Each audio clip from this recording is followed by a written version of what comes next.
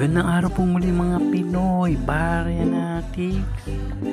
Medyo babalikan ko po itong 10 piso na ito, no, na ating na italakay na po ito malabas po pa sa akin pong pananaw, no, mga Baryanatics. Malabas po ito, magiging common kasi sa ngayon po nakaka 3 piraso na po ako nito, no, na sukli lamang po, hindi talaga siya hinahunt na madali po siyang makita, kumbaga sa madaling salita po. Hindi, eto naman pong 5 piso, kung sakali po, no, sa kanilang dalawa papipiliin ako, mas ito po ang aking pipiliin. Sa tansya ko lamang po, no, mga Baryanatics, baka ito po ang medyo dumating ang time na maging hard to find. 2020 rin po yan pero round shape nga po, no. Kung inyo po matatandaan, again naitalakay na natin to, no,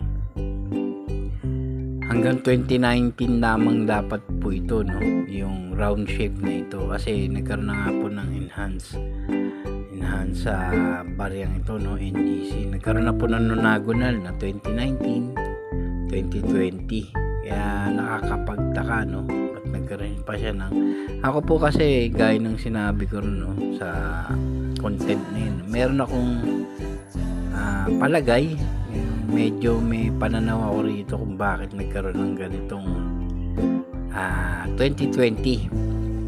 Possibility lamang po yun, no, mga kaya ito sa aking pananaw, baka ito po ang kaunti o ang medyo low frequency, kumbaga, para sa akin po, no. Pero hindi pa rin po natin matitiyak. Kaya mga Baryanatics, tandaan nyo po, nasa 3 taon pa lamang po yan, mga Baryanatics. Okay po, no, pero magtabi na po kayo nito kesa po rito, no, magtabi rin po kayo nito, no, kasi nga po ako may 3 na akong naitabi, pero ang pinaka itabi nyo po rito, mga Baryanatics, sa 2020 na ganito, no, ito pong meron siyang katangian. Dalawa lang naman po yan kung hindi mint error o kaya naman po yung variety coins na tinatawag, po. Doon po sa mga medyo hindi po yung variety kalimitan nating alam, po, mga Baryanatics. Hindi po yun ang ibig ko sabihin. Baka mapagkamalian po ninyo na yung tinutukoy kong variety, baka isipin nyo po yung mga die 1, die 2, die 3, reverse 1, reverse 2. Hindi po ganun, mga edge 1, edge 2. Hindi po ganun ang ibig kong sabihin. Ang ibig ko pong sabihin sa variety coins na ito, meron po kasi siyang pagka double die, mga Baryanatics. Tandaan nyo po, no, pag sinabing double die, nabibilang po yan sa variety coins. Kaya nasasabi kong variety coins, possible, no, ang baryang ito pumasok. Ang double po niya, mga Baryanatics, napakaganda doon sa I ni Apolinario, no, Mabini. At yung mga script, yung mga letter po ng Apolinario, yung letter A, P at O, yung O po medyo may kalakasan, po. Sa classification naman po, mga Baryanatics, hindi ko sure pero ang akin pong maipapalagay hindi po kasi tayo coin expert, no. Ito naman po ay base lang sa observation natin. Possibility po class 8, baka pumasok po ito, no, o yung tilted half doubling. Ayan po, kasi pag tilted po, yan po yung mga nagkaroon ng slant o medyo lumihis. Kung no, panoorin nyo po yung 1983D Denver Mint na no, na 1 cent, US 1 cent. Ako po may content po ako nun, no. Kung gusto nyo po, panoorin nyo po yun, pero hindi ko na nga na part 2han yun hindi ko na nagawaan pero tatry pa rin po natin siguro, no, sakali. Ngayon dito po sa sinasabi kong double die, ito po subukan po nating sipatin, mga Baryanatics. Makita natin yung detalye, no, nung sa mata at saka yung sa pero sana po mapagtiyagaan nyo, kasi po ang ano lang po natin ay improvise. Wala po tayong magagandang gamit, no, panipat. Ito po ay improvise lang, mga kabarenatics. Makita lamang po sana natin yung detalye, no. Kaya na, ayan, kagaya po niyan, no, napakahirap po. Ayan, mga kabarenatics. Ayan. Ayan po. Double po yung eye niya. Ayan po yung ibig ko sabihin, yung sa eye bag na tinatawag. Kabila, wala po yan. Pero ito, pati yung pupil halos nagtatlo eh. Hindi lamang, pati yung eyebrow ba tawag yan, no? Yung talukap, no? Tatlo rin eh. Ayan, double po talaga siya. Hindi, lalo na po sa personal, kitang kita po yan. Yung letter niya, try ko po sigurong lakasan, no, para masakali makita natin yung detalye talaga niya. Ayan, kita naman po siguro pag ganito eh, no. Ayan, mga kabarenatics, no, naaninag po. Ayan, no, double po talaga siya. Ganito po magandang i-hunt, ano po, sa 2020 na ito, no. Ayan po, kasi kahit maging common siya, mga kabarenatics,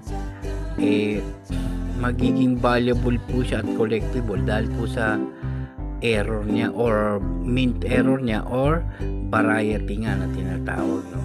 Pero ito po nabibilang sa variety coins pa. Sa akin po palagay, no, mga kabarenatics.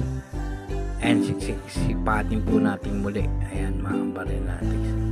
Ayan, kita na po. Ayan, double po talaga yung kanyang eye po niya, puninari. Yung eyebrow, tatlo. Ayan, yung pupil po ng kanyang mata, dalawa na. Ganyan po ang i-hunt nyo, mga kabarenatics.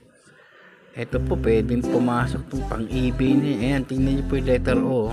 Literal nga yun. Letter P. Ibig sabihin po, yung talagang nagdalawa siya. Ganyan po yung napakahirap lamang po talagang sipatin ito, mga kabarenatics eh. Ayan po. Ayan, no. Ay, pasensya nyo na po, no. Talagang mahirap pong sipatin yan, mga kabarenatics. Ayan po, no. Isa pa nga, baka sakaling makuha natin. Ayun. Ayun na po yan, mga kabarenatics. Talagang double po siya. Yung mga apolinary na yan, ano. Yung 4 na letter lang po, napakalakas eh. Pati yung mabini rin po meron. Ayan, napaka collectible po ng ganyan, mga kabarenatics, ano po. Lalo na siguro sa mga kababayan natin nasa ibang bansa, no, lalo na dyan sa US, no, mga kababayan natin dyan, mga barenatics din. Yan, napaka kasi ang double die po ang talagang in demand sa kanila, no, sa US. Yung mga double die, yan po talagang inaabatan o pinupunti rin ng mga yung mga kolektor.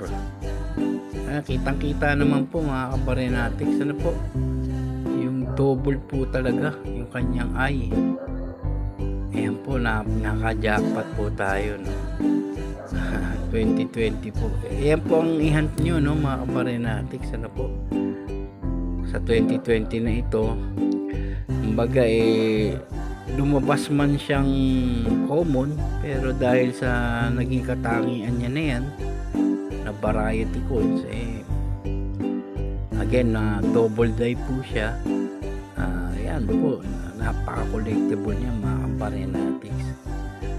Isa po siyang, yung likod po nito ay ayan, kapa po. At yung edge po niyan ay rated type na may script na Bangko Sentral ng Pilipinas.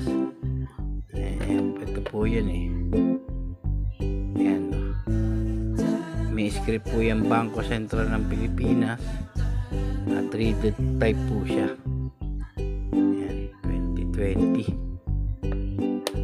So mga kabaryanatics, ayan po ang i-hunt nyo, no, sa 2020 na to. At yung 5 peso na ito, i-ano nyo rin po itong 2020 na ito. Magsubi rin kayo o magtabi rin po kayo niyan, mga kabaryanatics. 2020 rin yan, na round shape. Ayan, ano po yan sa aking palagay, yan po ay magiging sa pagdating ng oras na hahanapin na po yan ng mga kolektor. Okay po mga Pinoy Baryanatics, hanggang dito na lamang po muli. Salamat po sa inyo po mga pagtangkilik. Sana po ay mag-share, like, and subscribe po kayo, sa ating munting channel. Salamat po muli mga Pinoy Baryanatics.